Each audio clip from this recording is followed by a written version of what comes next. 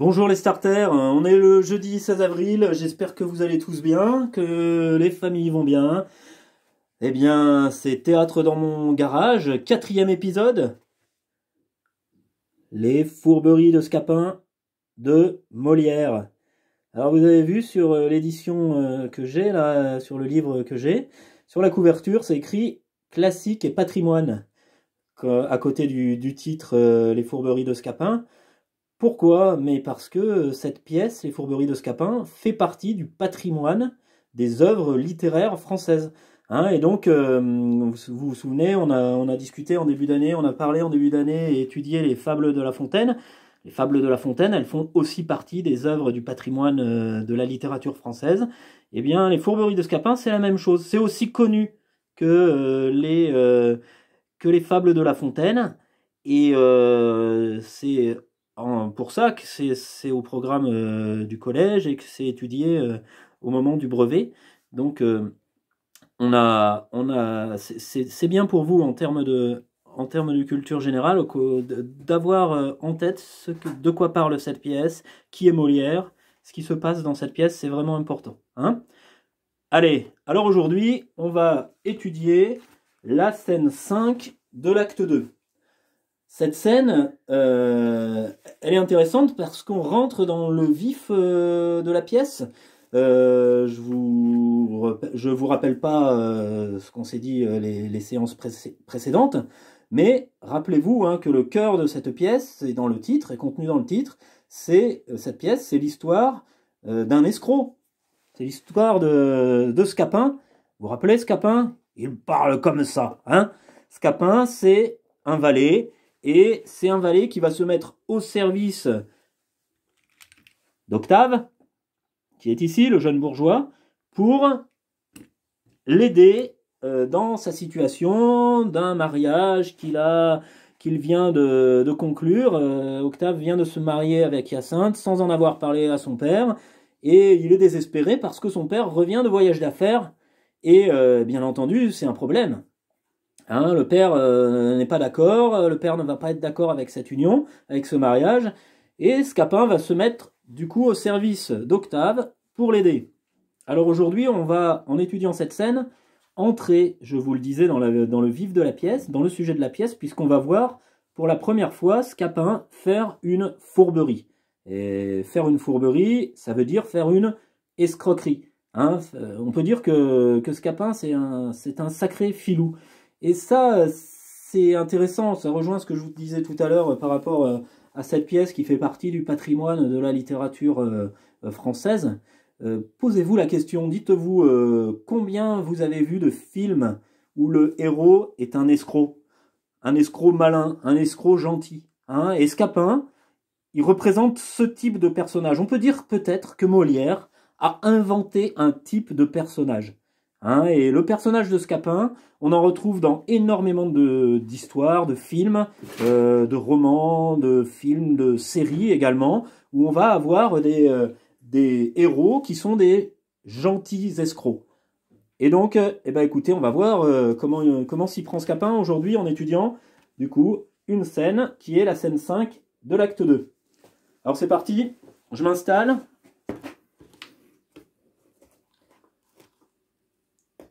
Allez, c'est parti. Alors, Scapin, vous vous rappelez, c'est un valet, je lui ai donné une voix un peu particulière. Il parle comme ça. Et puis, Argante, je ne l'ai pas encore fait parler, alors je vais vous expliquer. Argante, c'est donc le père d'Octave, il est vieux. On va lui donner une voix un peu vieux, comme ça, une voix de vieux. Donc on a Scapin et Argante. Au début, c'est écrit, je vous montrerai ça tout à l'heure, mais au début, c'est noté sur mon texte, sur le texte que je lis là, en interprétant la scène, c'est noté Scapin à part. Ça s'appelle une didascalie, quand on a une notation comme ça qui nous dit que le personnage, qui nous donne une indication de jeu, comment le personnage joue. Et donc à part, ça veut dire qu'il se parle à lui-même. Et juste après, c'est écrit aussi Argante se croyant seul. On a une autre didascalie qui dit que, également, Argante se parle à lui-même, il se croit tout seul. Donc vous allez voir, au début, les personnages se parlent à eux-mêmes, et puis après, ils jouent. Allez, c'est parti, je joue un petit peu de la scène, Je m'arrêterai, puis après je reprendrai. Le voilà qui rumine. Avoir si peu de conduite et de considération, s'aller jeter dans un engagement comme celui-là. Ah ah, jeunesse impertinente. Monsieur, votre serviteur. Bonjour, Scapin. Vous rêvez à l'affaire de votre fils? Je t'avoue que cela me donne un furieux chagrin. Monsieur, la vie est mêlée de traverses, et il est bon de s'y tenir sans cesse préparé. Et j'ai ouï dire, il y a longtemps, une parole d'un ancien que j'ai toujours retenue. Quoi? Que pour peu qu'un père de famille ait été absent chez lui, il doit promener son esprit sur tous les fâcheux accidents que son retour peut rencontrer. Se figurer sa maison brûlée, son argent dérobé, sa femme morte, son fils estropié, sa fille subordonnée, et ce qu'il trouve qu'il ne lui est point arrivé, l'imputer à bonne fortune. Allez, je m'arrête un petit peu. Vous avez compris, là, on est au début de la scène, hein, et donc, vous voyez, Scapin vient, il est malin, hein, je vous l'ai dit, ce personnage, et donc il aborde Argante dans l'idée de lui jouer une ruse et de régler les problèmes d'Octave, auprès de qui il s'est mis au service, et donc il engage la conversation, vous voyez, en lui disant, en quelque sorte, alors le pauvre Argante se lamente sur la situation, son fils s'est marié, il est un peu désespéré, il est en colère, et Scapin arrive en lui disant « mais c'est normal hein », et il lui fait une longue tirade, on va parler tout à l'heure de ce que c'est qu'une tirade. Voilà, alors j'avance un peu dans la scène, pour qu'on arrive au début de l'escroquerie. Vous allez voir comment on va s'y prendre Scapin pour monter son tour, sa fourberie. Allez, je repars. Voilà qui est bien, mais ce mariage impertinent qui trouble ce que nous voulons faire est une chose que je ne puis souffrir. Et je viens de consulter des avocats pour le faire casser. Ma foi, monsieur, si vous m'en croyez, vous tâcherez par quelque autre voie d'accommoder l'affaire. Vous savez que c'est que les procès en ce pays, et vous allez vous enfoncer dans d'étranges épines.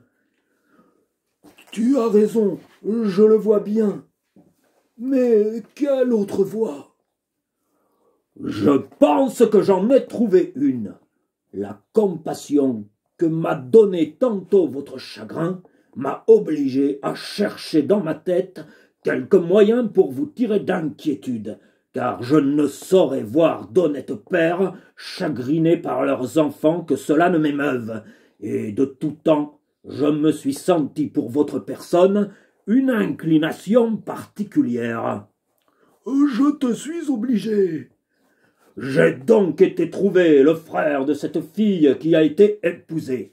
C'est un de ces braves de profession, de ces gens qui sont tout coups d'épée, qui ne parlent que d'échiner et ne font non plus de conscience de tuer un homme que d'avaler un verre de vin. Je l'ai mis sur ce mariage, lui ai fait voir quelle facilité offrait la raison, de la violence pour le faire casser.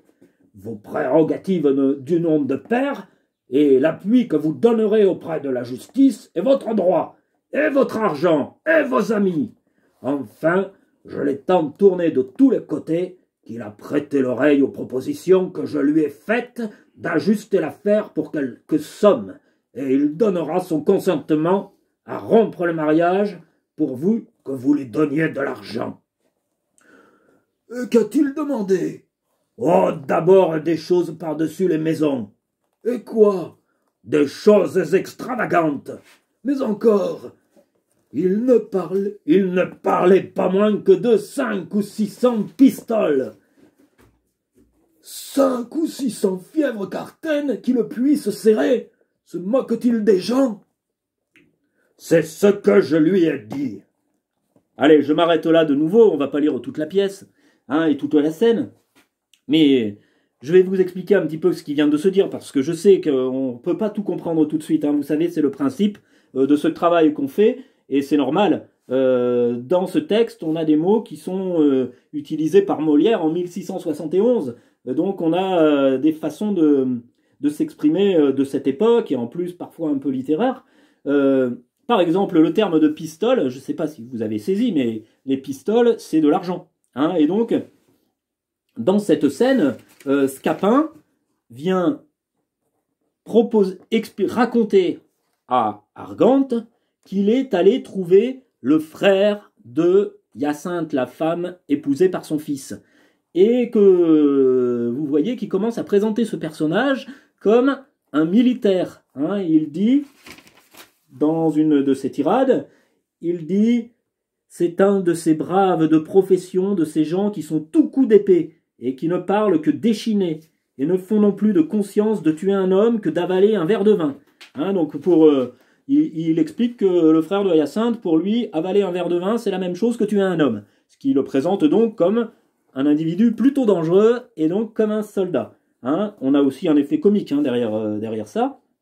Donc, Scapin présente le frère de Hyacinthe comme un individu plutôt dangereux, soldat, et il explique à Argante qu'il a négocié avec lui le fait que, en contre de l'argent, il accepterait que le mariage soit cassé. Hein, voilà, donc on rentre dans cette discussion-là. Je me suis arrêté parce que je ne voulais pas aller jusqu'au bout de la scène, ça ferait un peu trop long pour aujourd'hui, mais on a compris du coup la première proposition de fourberie, de supercherie de Scapin. La prochaine séance que je filmerai, vous aurez la suite de cette histoire, puisque vous allez voir, cette histoire, cette supercherie ne fait que commencer. Hein, cette fourberie ne fait que commencer, et Scapin, bien malin, va se servir de Sylvestre, l'autre valet qu'on a déjà vu, pour continuer sa supercherie. Vous allez voir, on n'est pas au bout de nos histoires, et le pauvre Argante, il n'est pas au bout de ses peines. Alors juste, pour terminer cette séance, je voudrais que vous reteniez quelques notions. Alors je vais faire un petit tour comme d'habitude, je vais prendre mon téléphone, donc ça va bouger un petit peu. Hop.